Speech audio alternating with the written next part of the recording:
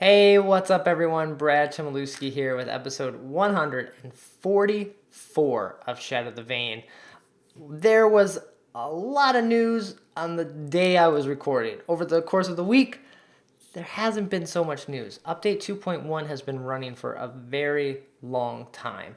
I feel like it's one of our longer updates, one of our longer patches in a little while. So just kind of been waiting for this 2.2 to drop, get announced, show it off.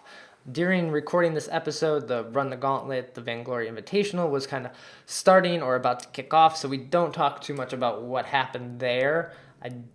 We do talk about the roadmap that Captain Nito talked about, the 5v5 game mode, more brawl modes, new maps, new skins, new heroes, all that kind of fun stuff coming to Vainglory this year and kind of into 2018.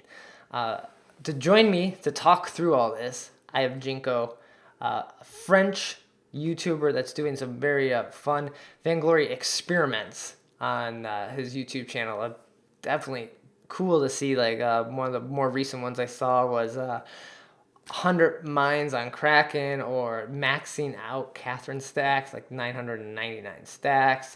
Very cool. I definitely recommend checking out his channel. There's a link in the show notes in the description.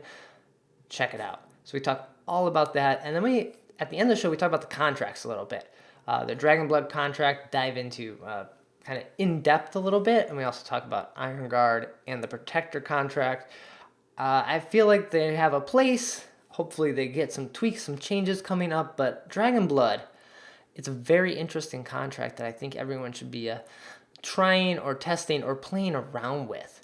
So get ready for that towards the end of the episode during the random item. And got to mention the Patreon page. Thank you everyone for backing, supporting the show over the last 143, 44 now episodes. Very awesome. Thank you everyone there. That's over at patreon.com/Shatter The Vain. If you can help out the show, awesome. If not, I appreciate everyone that listens. So let's do it. Let's jump into episode 144. Shatter the Vain.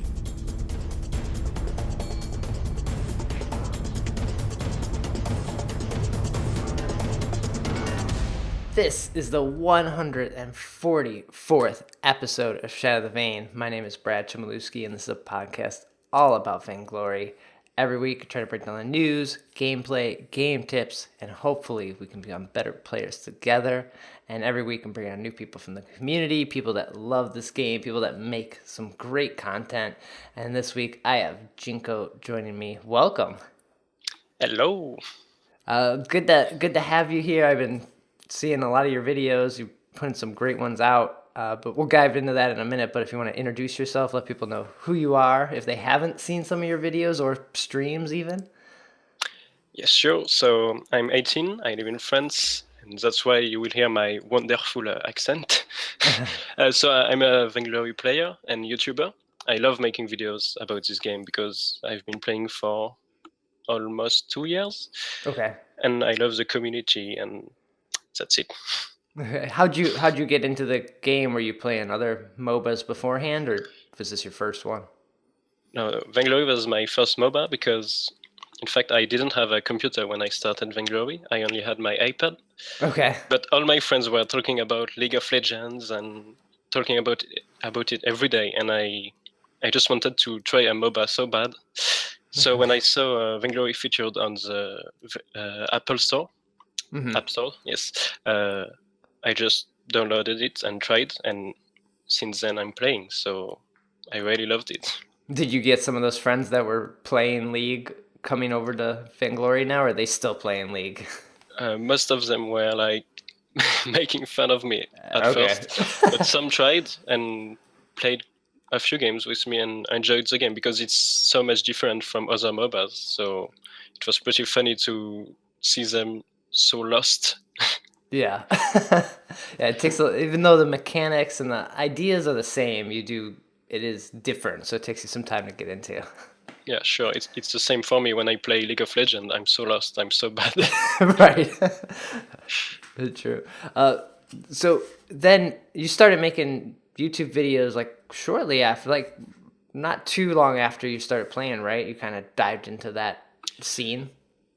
Yes, that's because since I was little, since I discovered YouTube and internet, I was like watching top tens on for Call of Duties or Halo every Okay. day, and I was like, oh, I want to make such videos so bad. And watching a lot of YouTubers making videos about games made me want to make videos even more. And when I discovered Vainglory, I was like, I don't have a good computer, so I can't play and record games on my computer, but I can record Vainglory. Yeah. The community and the game itself are pretty new, so I have my chance. Why not? And I just started like that. And then that's pretty awesome. And then all your videos they're different because myself, I put up like gameplay videos. Rumbly does. So does Commander Alex. But you do like these crazy videos that like just 100 mine, cracking kind of thing was one of the latest ones I saw. Yes. So, in fact, at first, what I really wanted to do was make only tutorials to help people learn how to play the game. Okay. And that was really my objective. And I was making these videos in French because at the time I was a little like shy, so I didn't want to try to speak English in my videos. Fair enough. Yeah. Yeah, and after sometimes I was like, that's kind of boring. I should try to make something else that I really enjoy. I enjoyed the tutorials, but I wanted to make something else. So I tried to make. Now it's called VGZ. So it's funny moments videos. In fact, Okay. but I only made 2 episodes, and then I was like, that's not very original because even another YouTuber started doing it. It was Saye. Okay. So I was like, I should try to make something original, and I came up with the Vainglory experiments idea, which I really enjoy making, and people seems to enjoy watching a lot. So I'm glad. And no one, and you have been the only person doing these. I haven't seen really anyone else. Maybe you have because these are your videos, so you kind of keep an eye on that. But yeah, these are pretty unique, and you don't see a lot of people doing these crazy kind of ideas. No, I haven't seen the same concept for any games, but like just today I watched on YouTube. I searched for Vainglory experiments on YouTube, and I saw some people making just not a full series, but some Vainglory experiments, a single video or two, and so the idea is not like my idea that anyone Okay. no one else can do. I mean, but everyone can do this. But yes, it's like pretty original for Vainglory at least. Yeah. So where I know, do a lot of your ideas come from just comments from people, or do you have like a running list of things that you come up with either throughout the day or through the week? So in fact, I made a Google spreadsheet. I think Okay. that's the name.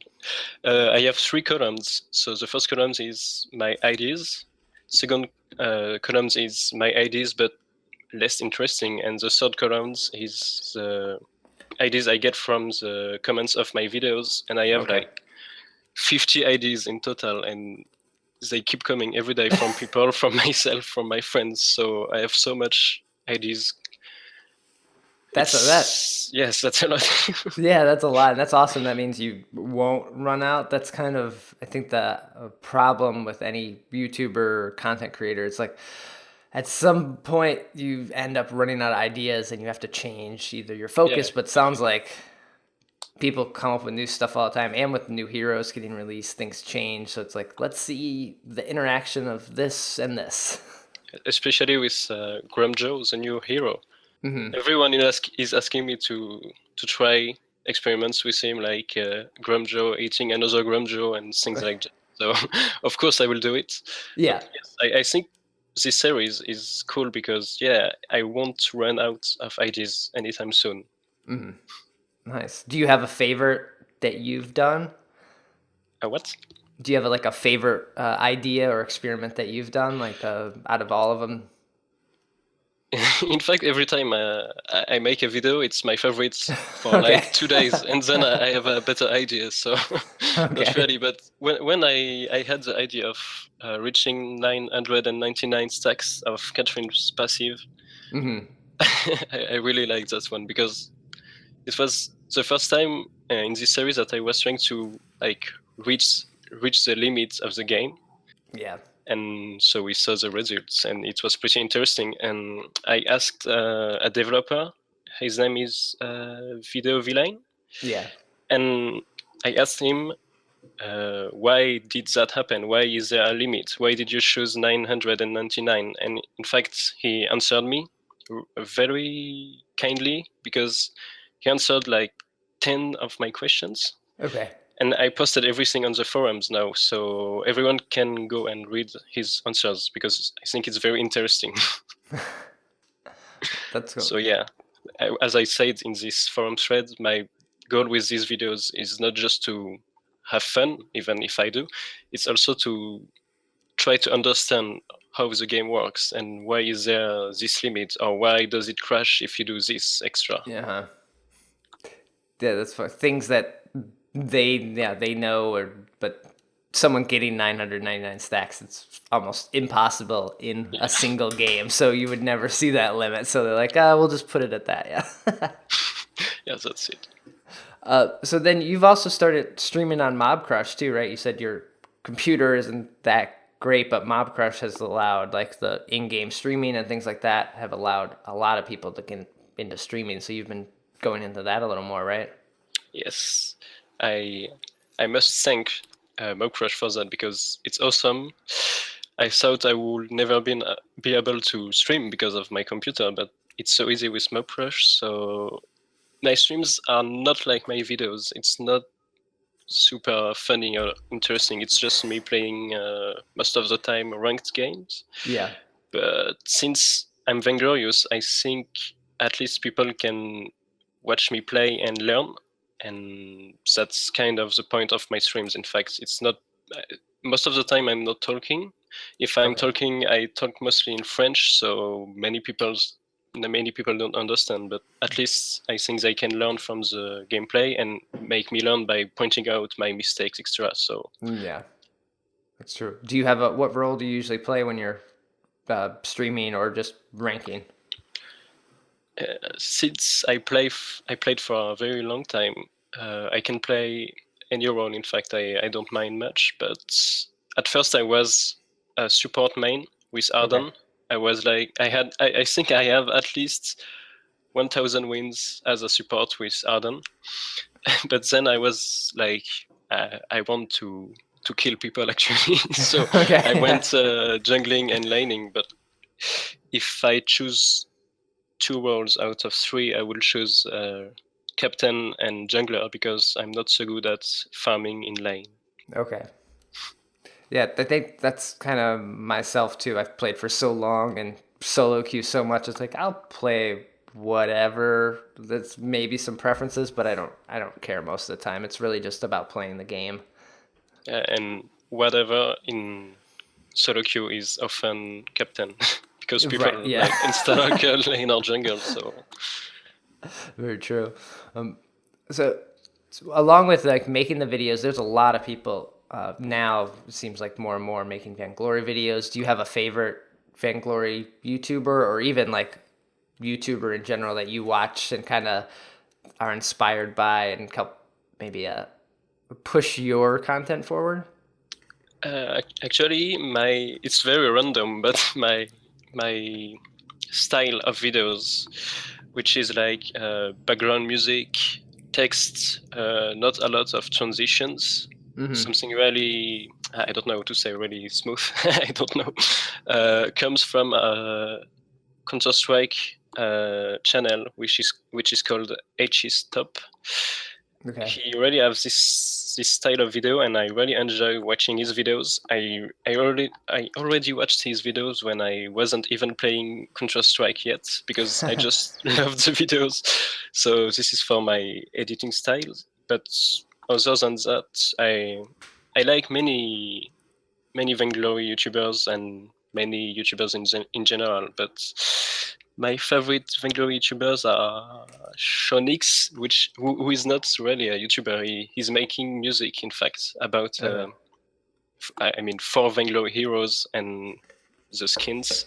It's like he makes music for Koshka, and it's really moving and happy. Our music for Samuel, and there is a kind of black magic feel, and it's very awesome. So you should check it out. Yeah, I feel like I've heard or seen one of them, and I think it was featured on the community tab at one point, at least one of the songs. So, but I'll have to dive more into that.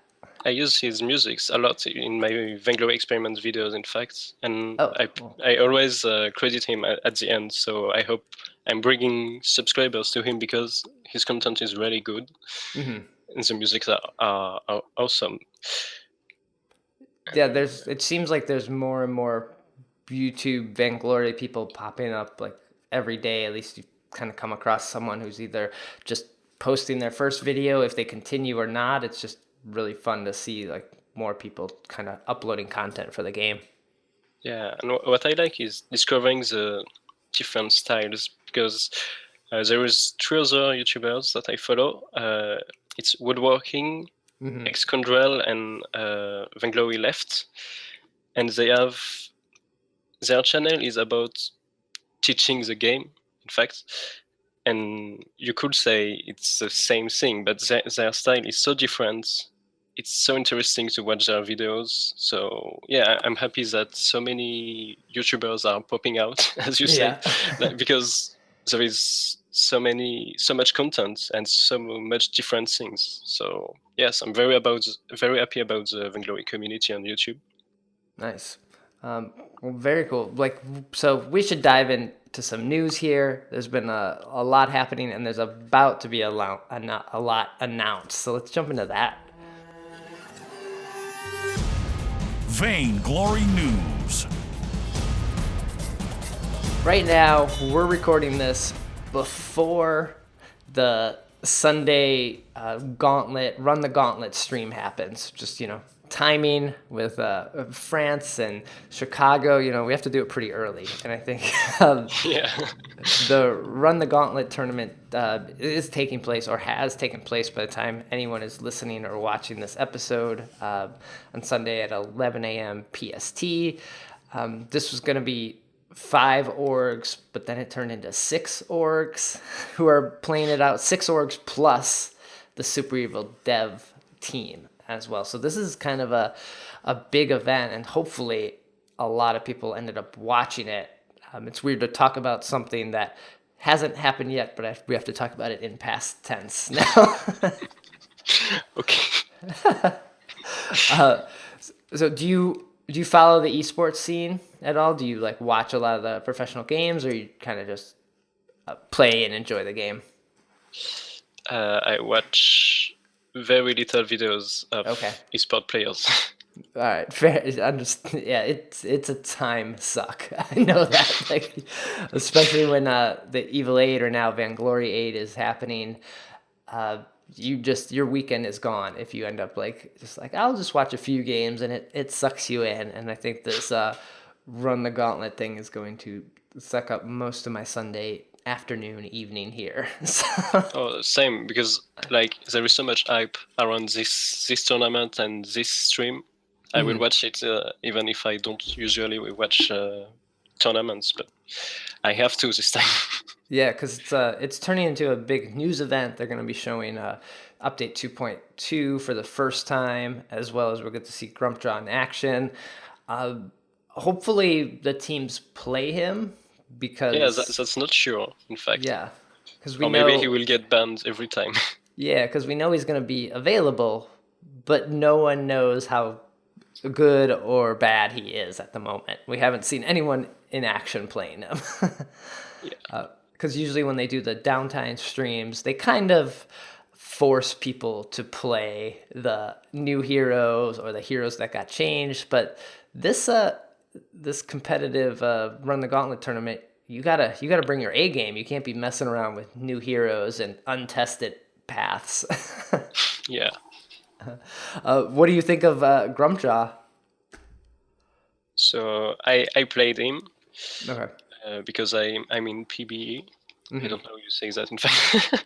Yeah, no, Uh, that's what. Yeah, okay. yeah. People in the But PB have been playing them and testing them. yeah, so it's funny, and I can't wait to make experiments with him because it's really cool. So I can't tell anything, but it's Sure. going to be it's going to be really cool. Yeah, this kid's interesting. I don't know if I'm gonna pick him up. I'll pick him up and play him and make some videos as well. But I don't know if he's like my play style. He seems like he falls in that Rona Ozo kind of jump in there and kind of hope you stay alive and be as tanky as possible and get some damage done. I don't That's know. true. Yeah, Yeah. maybe it will be hard to play him just like Ozo and Rona, as you said, Mhm. like because it depends on the meta. So I don't know. I really don't know. I hope I will be able to play him in ranked, but no one knows yet. Yeah. Then I bet we see a lot more Finn kind of coming out because I'm pretty sure Grumpjaw cannot eat Finn. So I bet Finn sees this like rise back into the meta just for that fact. I already see a lot of Finns, in fact, in ranked games, but in fact, I'm not sure if Finn can get eaten by Grumjo. He Yeah. shouldn't be, but Yeah, I don't think he I can. don't know. I It's just saw a yeah. comic about that from Tati Lulu. I don't know if you know him. Oh yeah, I I saw mean, that comic too. Yeah. I think this will happen. So Leading up to the stream, Vainglory kind of tweeted out, or not tweeted out, they posted this on Facebook and on Instagram. It was like a kind of a poll, and I'm interested to know, since we don't know the announcement yet, like how much of this was them trolling because they had a picture that had for you to vote, like either 5 versus 5, shorter game modes, more heroes, or evilness. And kind of already know a lot of people have been asking or pushing or wanting a 5v5 mode to come to Vainglory. Uh, did you see this image and do you have any thoughts on a 5v5? yes, I saw the image, and I saw as many people saying that they want a 5 versus 5 map as people who don't want it at all because of like their phone can't handle 10 heroes at the same time extra. But Yeah. to be honest, I would love to try to play more than 3 versus 3 heroes on the field at the same time. It would be so awesome. But Uh, I'm not sure it will happen anytime soon because I don't know. It's not because people put like on Facebook on this poll that they will think, oh, maybe we should add the 5 versus 5 mode sooner. So I'm not sure. I think it's just like they will say, yeah, maybe in 2 years. I hope not, but I'm not sure it will be available soon.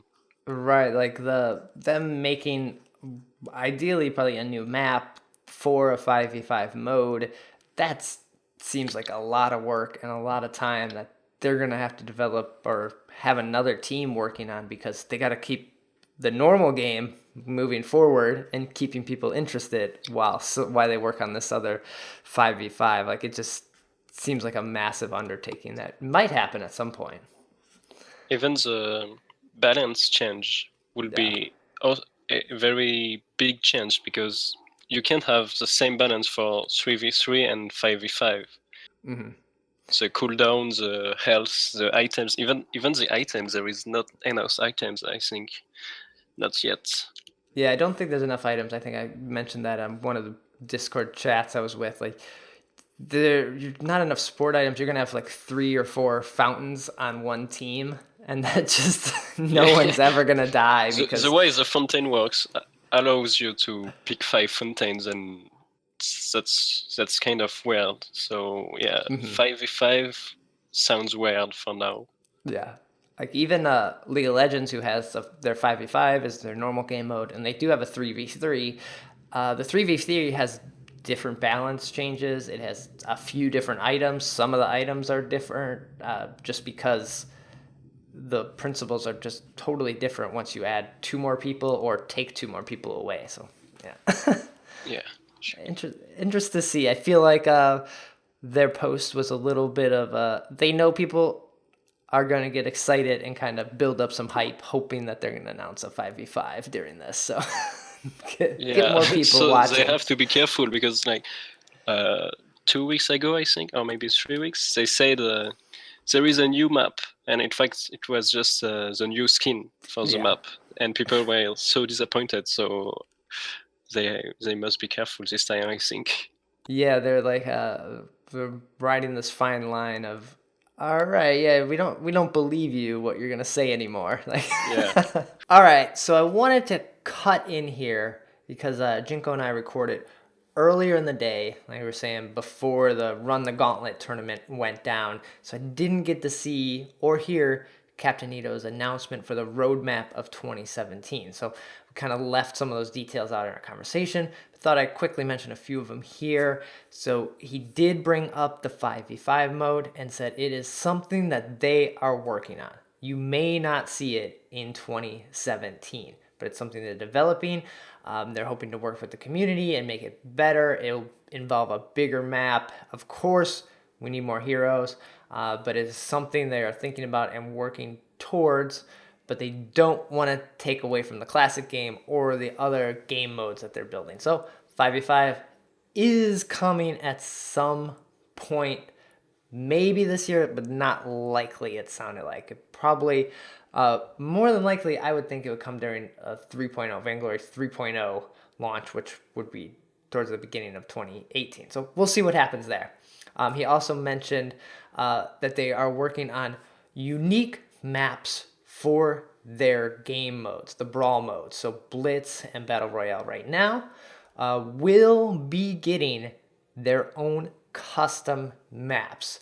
Kind of showed off a couple screens of the map maker in action, just the way they're able to move things around and kind of test stuff in like a low poly kind of way. So that's really cool to see and just hear that it's coming, because I always thought Blitz needed its own single lane map because it made no sense to just wall off the jungle, just build a new map. Can't wait to see that. He also mentioned something about coins or collecting skills to use in your brawl modes. Things like Gwen's ultimate might have 3 cards. By collecting these points or stats that can only be used in brawl mode. So this is interesting, and I think we'll have to hear and find out more about that. I don't know another game, or I haven't played another game that does this, where you kind of level up your skills and then you're stronger in the game. So I don't have anything to compare it to right now, but really interesting and sounds kind of fun. Probably get more people playing these game modes, and especially if you're up against a Celeste that has like a map or a giant ultimate or something like that. You're kind of like, wow, that's not fair. I want that too. So make you play some more. Those were the main things that they announced. Of course, always working on new heroes and just making the game better. So that was the brief roadmap and just more maps. 5v5 is coming. So kind of everything that was in that little teaser of the image, they're doing it all. Just who knows when it will be coming. All right, back to the normal episode. So this new update 2.2 is going to drop on Wednesday, March 1st, because that's the end of the season. And so we'll probably have a downtime stream then as well. With it, we're getting these school day skins, which I kind of dig this theme. What are your thoughts on the school day? It's not the heroes I play the most. Okay. As I say, I hate Taka, so Yeah. I'm not very excited for this one, and I think it's pretty ugly with green and blue or red, I don't remember, colors on the sabers. It looks like Star Wars. I think Yeah, it's really strange. That's kind of maybe why I like it. So. But Vox and Lyra skins are nice, but I'm more hyped for the Catherine skin. Yeah, the Gladiator Catherine skin looks awesome. Like, I like the other 2 skins, as I've said in couple of the other episodes, but the Gladiator one for Catherine looks great.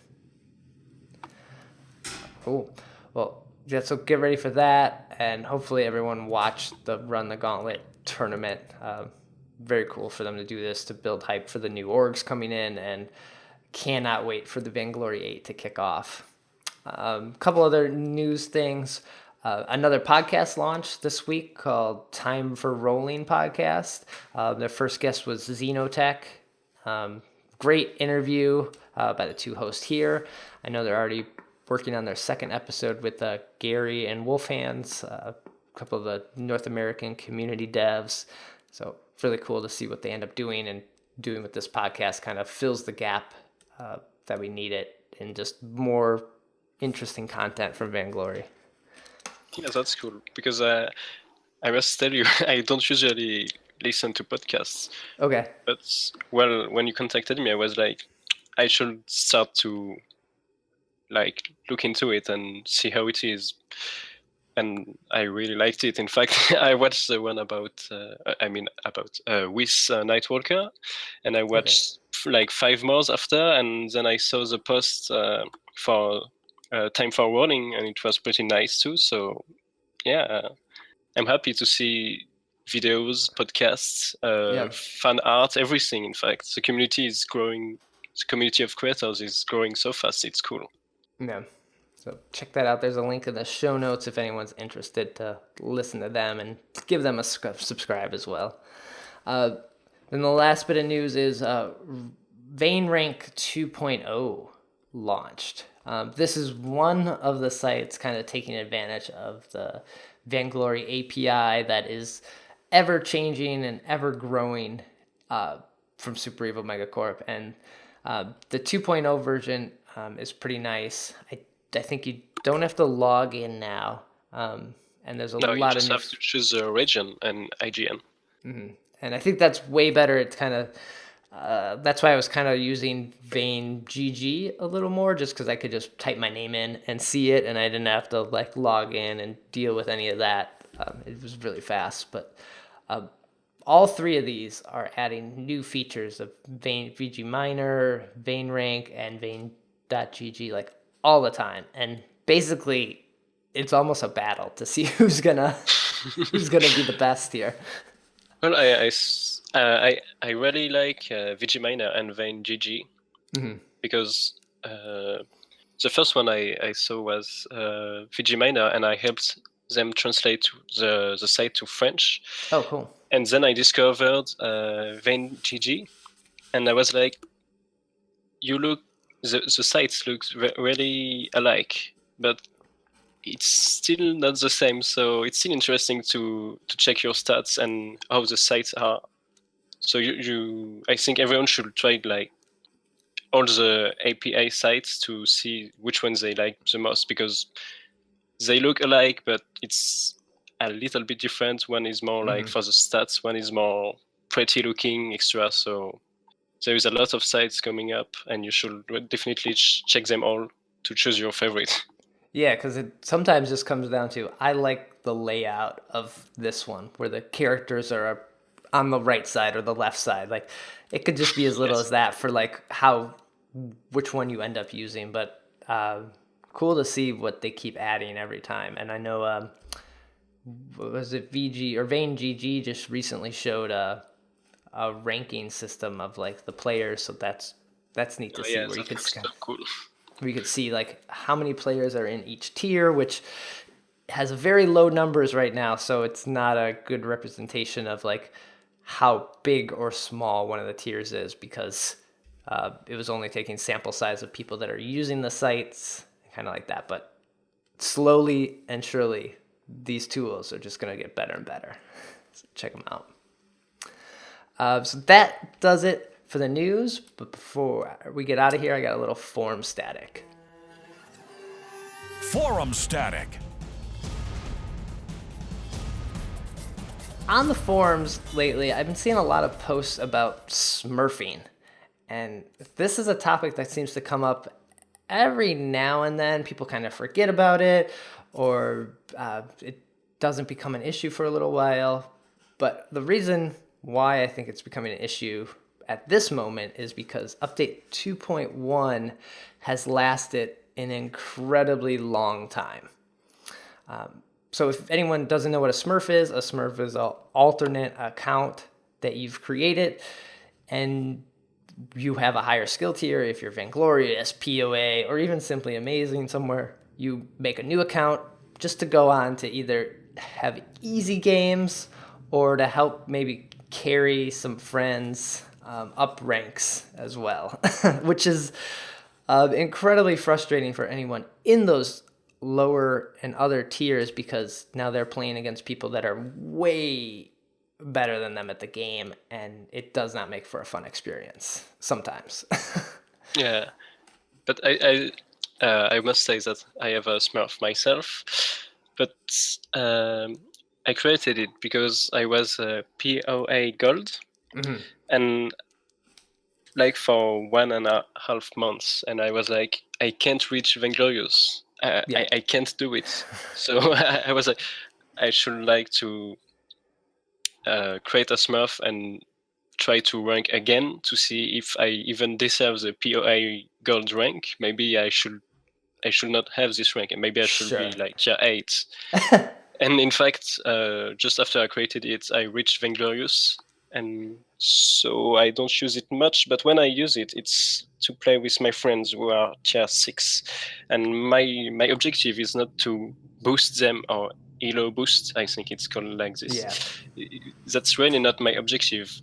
My objective is to help them get better, because when I just talk to them and tell the mistakes they make, I'm not really, I can't really do anything about it. But when I'm in a game with them, I play support and I see how they play, and I can tell them, this was bad, this was good, you should do this, you should do this, come now, etc. And we do lose sometimes because I let them carry, so I'm not the one boosting them. In fact, they are boosting my Smurf. So but I know some people like even pay people to boost them, and yes, that sucks really. But yeah, like I have a couple other accounts I play around on. One, I like to see what is happening in the other tiers and elsewhere, because when you are playing on your main account, you end up seeing the same people over and over again. If you're playing ranked, you're like, oh, there's that guy again. So you don't have a good understanding of like what's happening in tier 4 and what are the frustrations. And I learned again to play ranked without draft mode, which is horrible. I really hate it. And I learned like at tier 4 there is push comms like So, Adagio, and Jewel, all 3 in lane and just pushing the turrets, and I'm like, what the fuck? What's going on here? So yes, that's actually still a thing. So it's interesting, But yeah, so we're seeing more of this, but I do think it is because 2.1 has been longer than other updates, because usually you would see people kind of go back to their main accounts because of decay or the new heroes and the balances, and because most people's Smurfs don't have all the heroes unless you just throw a bunch of money at it, because why you don't spend as much time on them, so you don't have everyone, so you end up going back to your mains because you want to play new people and you want to like build your team and kind of get better at the game, which you don't always do on the Smurf. Yeah, it's even hard to be able to play ranked on a Smurf because you have to get 8 heroes, I think, and level 10. So yeah. But yeah, check out the forums if you have any thoughts on Smurfing or the Smurf issue. I know one of the comments was someone said it sucks, but you really only see it like maybe 1 out of 10 games, and sometimes you don't even know it happens. So yeah. And sometimes they lose, so you can tell yourself you won against a Vainglorious player. There you go. Yeah. I think the Vainglorious Smurfs or the high elo people maybe get overconfident when they're playing on their Smurf, and they sometimes like they totally do me. they do like crazy things that you wouldn't normally do on your main account, and then maybe that tier 5 person is like, Why'd you try to chase me here? That was silly. Yeah, exactly. And they get to learn. But I would not say Smurfs are good for making people learn. That's not what I'm trying to say. No, But yeah. like, if you go and Vain GG after a match and you see that you just won against a Vainglory player when you are tier 5 only, you are kind of happy, I think. Yeah, you feel good about yourself. Awesome. So check out the forums for that. And last thing before we get out of here is a random item. Random item. Oh, every now and then I like to bring up an item or just talk about a different item in the game, like we were saying about talking about the 5v5s. There's not a lot of items in the game. So after a while, you're kind of like building the same stuff over and over again. But an item that I've been playing around with more and having some fun with is the Dragon Blood contract. So the contracts in Vainglory don't get a lot of love. The Iron Guard contract has just become, you get it to survive and heal up with your support or your captain and your laner in lane, and that's kind of what happens. But the Dragon Blood contract is kind of interesting. Let me explain what it is, and then we'll kind of talk about it briefly here. But after a brief delay, nearby enemy heroes are marked for 3 seconds. The next basic attack from an ally consumes the mark, slowing by 30% for additional 2 seconds and dealing 100 bonus crystal damage. There's a 10-second cooldown, and you get 2 charges.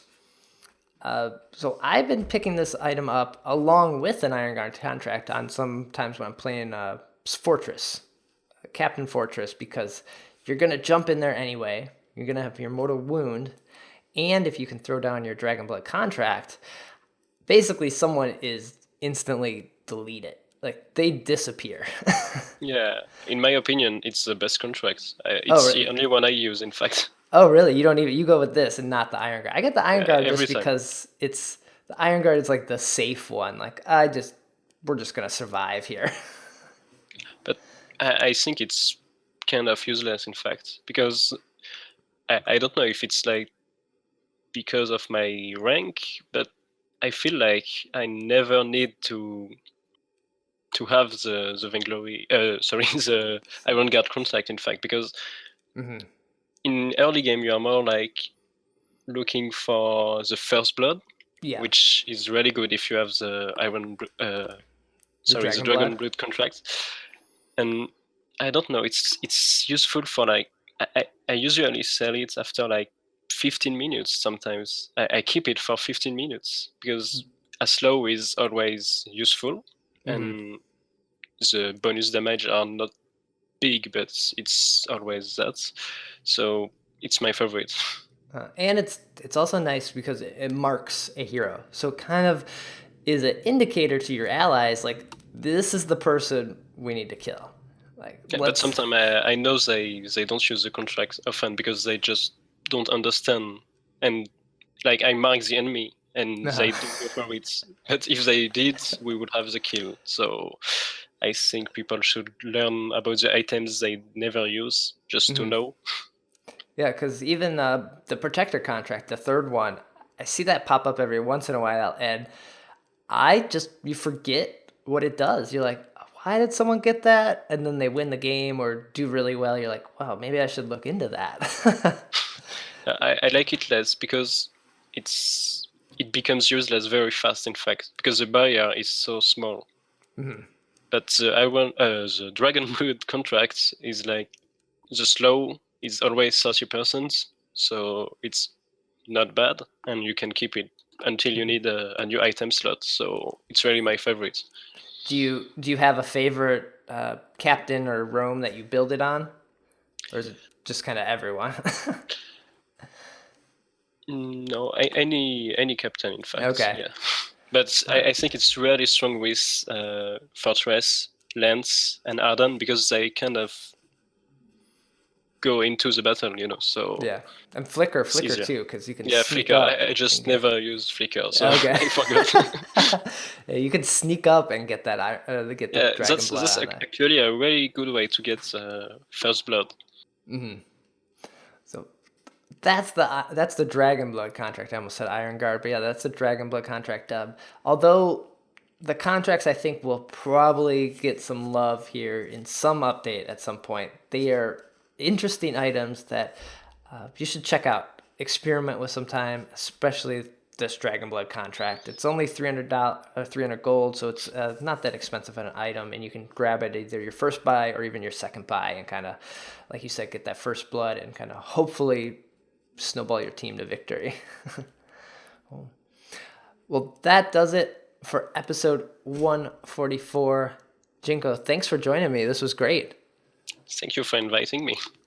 I'm glad we worked out the time and we were able to get some opinions outside of the NA scene. I kind of get stuck in my NA bubble sometimes.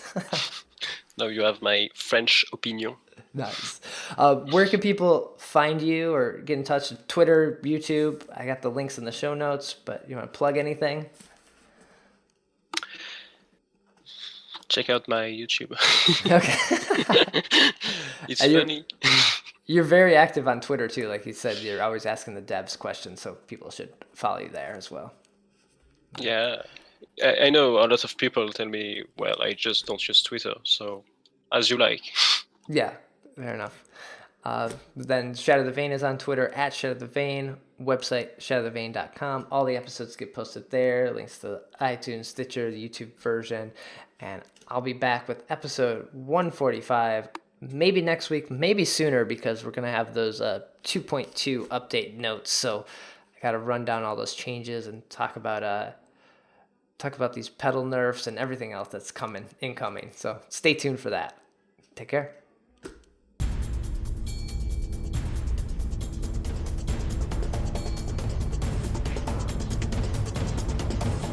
Let's get this over with.